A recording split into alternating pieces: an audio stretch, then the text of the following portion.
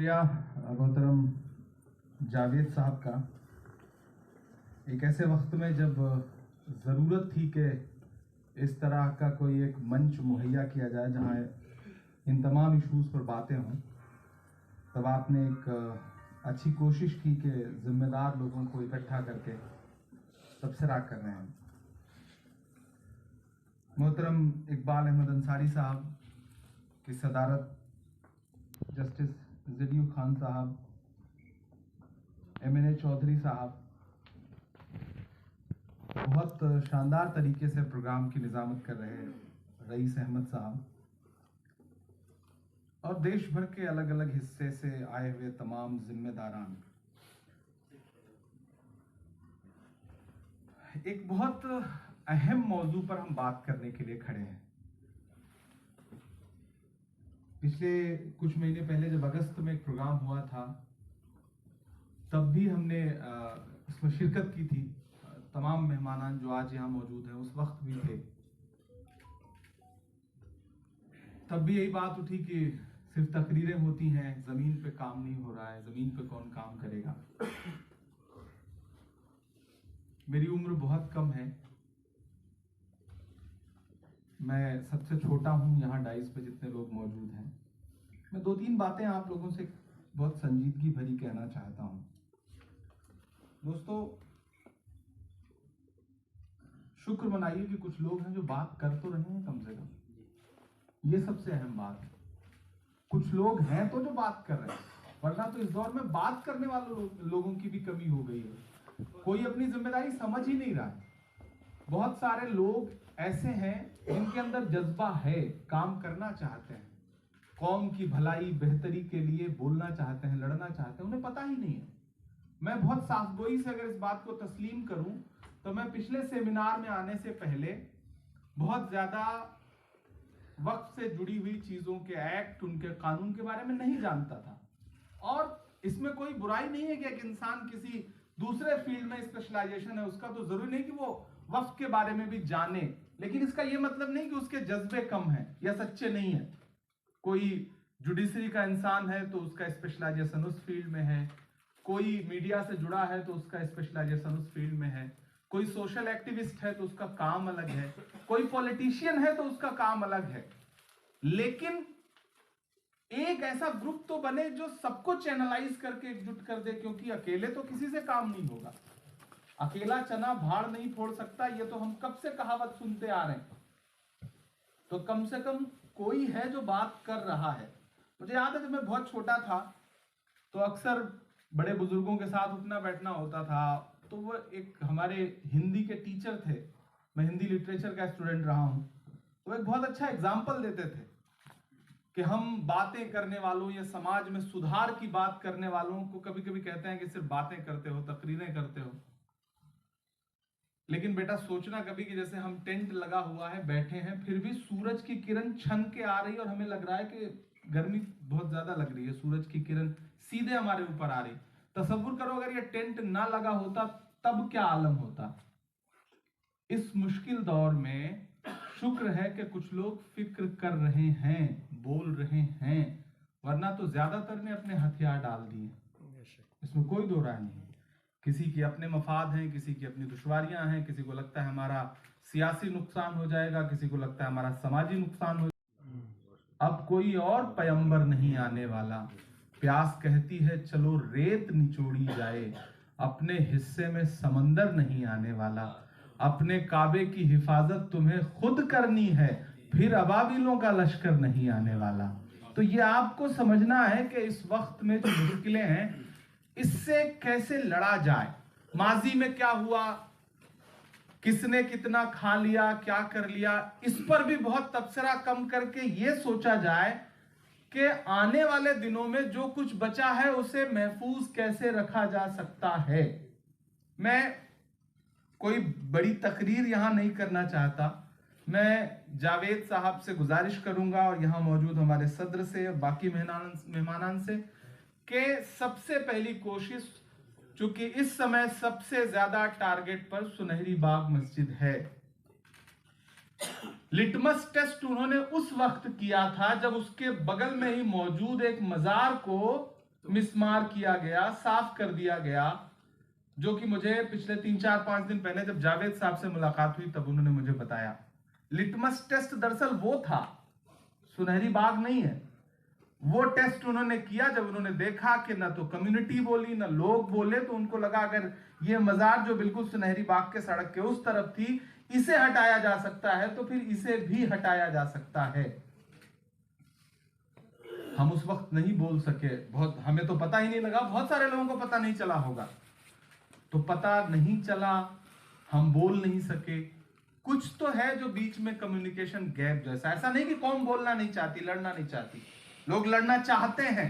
अगर 85,000 शिकायतें या एप्लीकेशन वहां पर एनडीएमसी के पास पहुंचे हैं, तो आप सोचिए ना कि 85,000 बेदार लोग हैं जिन तक खबर पहुंची तो उन्होंने रिस्पॉन्ड किया। लोग हैं, बेदार हैं, ऐसा नहीं कि नहीं है। दरअसल उन्हें पता नहीं है, उनके अंदर जज्बा बहुत है, लेकिन कोई उनके जज्बात का इजहार करवाने वाला नहीं है। पूरे हिंदुस्तान में वक्त की प्रॉपर्टियां लुट रही हैं। हैदराबाद जैसे शहर में, जो बहुत बेदार शहर है, 50,000 एकड़ के आसपास जमीनें वक्त की लूट ली गई। मैं भी इलेक्शन में वहां था तो हमने इस पे मुसलसल खूब सारी बात की, और अब मैं कोशिश करूंगा, हमारी हुकूमत वहां बनी है, मैं जल्दी ही चीफ मिनिस्टर से मिलके, मैं जावेद साहब से भी कल बात कर रहा था कि हम एक ऐसा कुछ एक फोरम प्लान करते हैं, कोई प्रोग्राम प्लान करते हैं कि हमें दबाव बनाना पड़ेगा। जमीनें खुली पड़ी हैं, लुटेरे घूम रहे हैं, लूट लेंगे, जाहिर सी बात है। बचे कैसे, इसके लिए मैं नसीम अख्तर साहब का शुक्रिया अदा करूंगा। मैं पहली बार उन्हें सुन रहा था, उन्होंने जो एक तजवीज की बहुत अच्छी है। वो हमें ऐसे लोग खड़े करने पड़ेंगे। देखिए, हर जगह इमरान प्रतापगढ़ी जाके नहीं लड़ सकता, उसकी अपनी मजबूरियां हैं। हर जगह जस्टिस नहीं आ सकते, हर जगह कोई वकील नहीं खड़ा हो सकता। तो कुछ ऐसे जिम्मेदार लोग तो खड़े करने पड़ेंगे जो इस तरह की चीजों की लड़ाई लड़ सकें। हुकूमत के मंसूबे अच्छे नहीं हैं। अभी वक्फ एक्ट की बात हुई, तनवीर साहब ने बात की। देखिए, यह सरकार जांचती कैसे है आपकी धड़कन को। मैं राज्यसभा में हूं पिछले 1-1.5 साल से, और मैं मुसलसल देख रहा हूं कि हर फ्राइडे जब प्राइवेट मेंबर बिल आता है तो रिपीटेड 3-4 बिल ऐसे हैं जिनको बार बार जिनकी नोटिस दी जा रही है, जिनका बिल प्राइवेट मेंबर के जरिए लाने की कोशिश की जा रही है। उसमें एक है वक्फ रिपील एक्ट और एक है पॉपुलेशन कंट्रोल बिल। बार बार बीजेपी इसका लिटमस टेस्ट कर रही है अपने एक एमपी के जरिए। ये प्राइवेट मेंबर बिल का नोटिस बार बार आता है, डिबेट में नहीं आ पा रहा है। कभी अपोजिशन उस पर डिबेट ना कराने की बात करता है तो चेयरमैन मान लेते हैं, लेकिन मीडिया में खबरें लीक कराने के लिए या वो फोरम पर आ सके, इसके लिए ये कोशिश बार बार हो रही है। तो आप ये मान के चलिए कि इसकी कहीं ना कहीं कोशिश अंदर खाने चल रही है। उसके कानूनी पहलू क्या हैं, उस पे कानून से जुड़े हुए लोग बताएंगे। वो लड़ाई एक अलग लड़ाई है, लेकिन अभी लड़ाई है सुनहरी बाग मस्जिद को बचाने की। जो सुझाव मांगे गए हैं एनडीएमसी के जरिए, पहली बात तो जावेद साहब ने जैसे बात कही कि वो मस्जिद वहां पर 1911 से, और मुझे तो लगता है कि उससे पहले से मौजूद है वहां पे, उस जमाने से मौजूद है। 600 साल से ज्यादा पुरानी मस्जिद है। 600, हजरत कह रहे हैं कि 600 साल पुरानी मस्जिद है। हम अगर कह रहे हैं कि 1911 से भी मौजूद है, तो वो सड़क और उसके आसपास का जो बाकी निर्माण है वाला एक्ट वहां पे किया जाए तो 100, 200, 500 लोग मौजूद हो सके 1 घंटे की कॉल पर। चाहे उसके लिए व्हाट्सएप ग्रुप बनाइए या कोई भी ऐसा मैसेज देने का जरिया बनाइए कि जरूरत पड़े तो वहां बुलडोजर के सामने खड़े होने के लिए 200-400 लोग मौजूद हो सके। मैं पहला आदमी होऊंगा, ये मैं आपसे वादा कर रहा हूं, जो वहां आपको खड़ा मिलूंगा। तो प्लीज एक ऐसा मॉडल डेवलप करिए। दूसरा, आज के इस प्रोग्राम का हासिल ये होना चाहिए कि कम से कम 10 लोगों का एक ऐसा डेलीगेशन फॉर्म करिए जिसमें अलग अलग सेक्टर के लोग हों, जुडिशरी से हों, ब्यूरोक्रेसी से हों, मीडिया से हों, पॉलिटिक्स से हों। मैं तैयार हूं उसमें रहने के लिए। एक डेलीगेशन फॉर्म करिए, यहां के चीफ मिनिस्टर से वक्त लीजिए। अरविंद केजरीवाल से मिलिए और उनसे कहिए कि आपका वक्फ बोर्ड क्या कर रहा है, मैं साथ चलने को तैयार हूं। उसके बाद एलजी से मिलते हैं, एलजी के सामने अपनी बात रखते हैं, एनडीएमसी के अधिकारियों से मिलते हैं, और भी जहां आप मुनासिब समझते हैं। साथ ही साथ वो डेलीगेशन अलग अलग जो मजहबी तंजीमें हैं उनके जिम्मेदारान से भी मिला जाए, क्योंकि इस तरह की प्रॉपर्टीज की हिफाजत वो खुशनसीब है कि अल्लाह ने उनके हिस्से ज्यादा रखी हुई है। तो जो भी इन मस्जिदों के इमाम हैं, मुअज्जिन हैं, मुतवल्ली हैं वहां से जुड़े हुए, उन सब का एक ऐसा व्हाट्सएप, अब तो व्हाट्सएप टेक्नोलॉजी का जमाना है, ऐसा एक ग्रुप रहे कि उनको भी जोड़ के रखिए। वो डेलीगेशन वक्त वक्त पर बैठे, कहीं ना बैठे तो मेरे घर पे बैठिए, मैं तैयार हूं। जब भी आपको जरूरत लगे मेरा घर खुला है, मैं तैयार हूं वक्त निकाल करके। तो ये काम आज हो के एक डेलीगेशन फॉर्म हो जाए, कम से कम 10 लोगों का, और वो इन 2-3 जो जिम्मेदारान हैं जिनका बड़ा रोल है इस सुनहरी बाग मस्जिद से रिलेटेड इशू में, जिसमें एलजी है, चीफ मिनिस्टर है, एनडीएमसी है, उनसे से जल्द मिला जाए। आप भी अपॉइंटमेंट लेने की कोशिश करें, वो फोरम में एक जिम्मेदार हो, मेरे एंड से भी मेरा ऑफिस भी अपॉइंटमेंट लेने की कोशिश करेगा। आपको और भी एमपीज आप उनको एंगेज करिए जिनको भी आप समझते हैं। कोई सियासी मजबूरी नहीं, कोई किस पार्टी में है किस पार्टी में है, सब किनारे बात करिए। मैं तैयार हूं, किसी के भी पास ले चलिए, मैं बैठने के लिए तैयार हूं, जहां भी आप चाहें। सुनहरी बाग मस्जिद हमारा एक सुनहरा माजी है, हम उसे पामाल नहीं होने देंगे, ये हमारी जिम्मेदारी, ये सोच के चलना है। और इंशाअल्लाह अगर आप सब बेदार रहे तो कानूनी तौर पर सरकार उसे नहीं हटा सकती, अगर कानूनी तौर पर नहीं हटा सकती तो जबरन भी नहीं हटाने देंगे। ये अहद करके यहां से उठना है, तब शायद इस प्रोग्राम का सबसे बड़ा हासिल होगा। मैं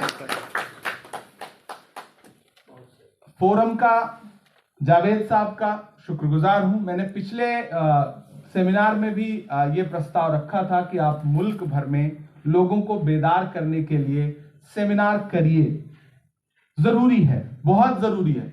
मैं सिर्फ अपना तजुर्बा बता रहा हूं कि मैं पिछले प्रोग्राम में आने से पहले वक्फ से रिलेटेड चीजों को लेकर उतना जज्बाती नहीं था, क्योंकि मेरा कभी कोई साबिका नहीं पड़ता था, मेरा कोई काम नहीं था, मैं एक अलग दुनिया का आदमी था। लेकिन अब मैं ऐसे सिस्टम में हूं कि मेरा फर्ज है, मुझे लगता है कि अगर मैं लुटियन में रह रहा हूं, खुदा ने मुझे यहां पे घर दिया है, तो मेरा फर्ज है कि मेरे आसपास जितनी इस तरह की इबादत गाहें हैं उनकी हिफाजत, उनके लिए खड़ा होना मेरी जिम्मेदारी है, वरना मैदान महशर में मेरा गिरेबान पकड़ा जाएगा। तो मैं ये सोच करके, पिछली बार भी मैंने आपसे कहा था, जो भी रिसोर्सेज लगते हैं, अल्लाह ने मुझे बहुत कुछ नहीं दिया है, लेकिन थोड़ा कुछ जो दिया है उस सबके साथ मैं खड़ा हूं। आप देश के किसी भी कोने में सेमिनार करें, जो भी उसके खर्च आएंगे मैं उसको देने के लिए तैयार हूं, आप वो प्लान करिए। हम बहुत सारी जगहों पे खुद जाकर के नहीं कर सकते, यही तो हमारे पूरे पूरे सिस्टम में, हमारे पूरे सिस्टम में प्रॉब्लम क्या है कि हम अगर कोई इमाम साहब हैं तो उन्हीं से चाहते हैं कि वो कानूनी लड़ाई भी लड़ें, वो मौके पर लाठी लेके भी खड़े रहें, सब वो नहीं कर सकते।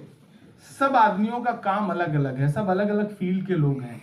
ये सदाएं दे सकते हैं, वहां से अजान दे सकते हैं, नमाज पढ़ा सकते हैं, आप तक खबर पहुंचा सकते हैं। अब आपकी जिम्मेदारी है कि ये तो वहां खड़े मिलेंगे ही, लेकिन इनका सपोर्ट करने के लिए भी लोग पहुंचे। तो दिल्ली में अल्हम्दुलिल्लाह पूरे हिंदुस्तान भर के लोग रहते हैं, सबकी जिम्मेदारी है यहाँ जो भी इमारतें हैं उनके तहफ्फुज की।